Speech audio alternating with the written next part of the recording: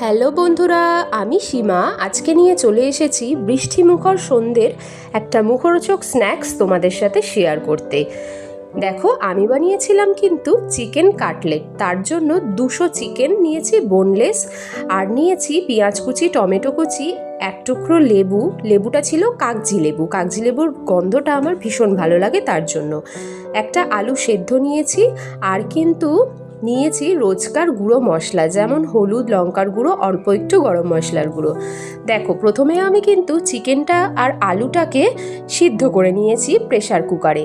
তবে যে জলটা দিয়েছিলাম সেটা কিন্তু ফেলে দিইনি, সেটা কিন্তু অবশ্যই রেখে দিতে হবে। এরপরে কড়াইতে পরিমাণ মতো তেল দিয়ে পেঁয়াজ আর টমেটো দিয়ে দিলাম।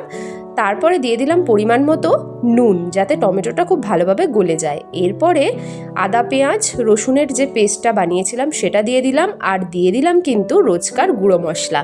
দিয়ে খুব ভালো করে কষিয়ে যখন তেলটা ছেড়ে দিল, যে চিকেন বা আলুটা সিদ্ধ করে রেখেছিলাম সেটা স্ম্যাশ করে খুব ভালোভাবে দিয়ে দিলাম। দেখো বন্ধুরা, আমার কিন্তু চিকেনের পুর একদম রেডি। তারপরে ওপর থেকে কাগজি লেবুর টুকরোর রসটা কিন্তু দিয়ে দিলাম। এই দেখো, আমার পুর একদম রেডি। আমি এই পুরটা কিন্তু সকালবেলা বানিয়ে রেখে দিয়েছিলাম। এরপরে সন্ধেবেলা দেখো, গরম গরম শুধু ভেজে খাওয়ার পালা। এই যে হাতের সাহায্যে বুড়ো আঙ্গুল দিয়ে চেপে চেপে একটা ডিম্বাকৃতি টাইপের আকৃতি করেছি। যে যেরকম পছন্দ করবে সে সেরকম আকৃতি করতে পারো। এরপরে 2টো ডিম ভেঙে নিয়েছি, আর নিয়েছি ব্রেড ক্রাম্বস, আর কিচ্ছু না। তবে ডিমের মধ্যে কিন্তু অল্প পরিমাণে নুন দিয়েছি। একবার করে ডিমে কোটিং করছি, আর একবার করে কিন্তু ব্রেড ক্রাম্বসে। এইভাবে আমি 2টো লেয়ার কোটিং করেছি।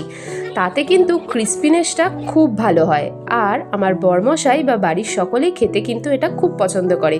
বিশেষ করে আমার সাহেব বাবু শুধু ওপরের ছালটুকু ধরে ধরে খেয়ে নেয়। তোমাদের বাড়ির কার বাচ্চার এরকম করে অবশ্যই কিন্তু জানিও।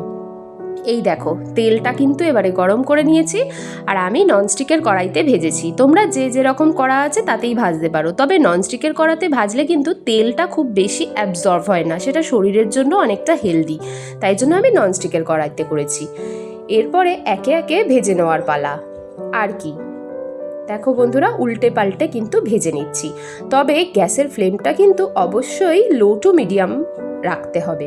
এই দেখো, আমার কিন্তু চিকেন কাটলেট ফ্রাই করা একদম রেডি। এরপরে কিন্তু আমি এটা পেঁয়াজ কুচি আর টমেটো সস দিয়ে সার্ভ করেছি। রেসিপিটা কেমন লাগলো জানিও।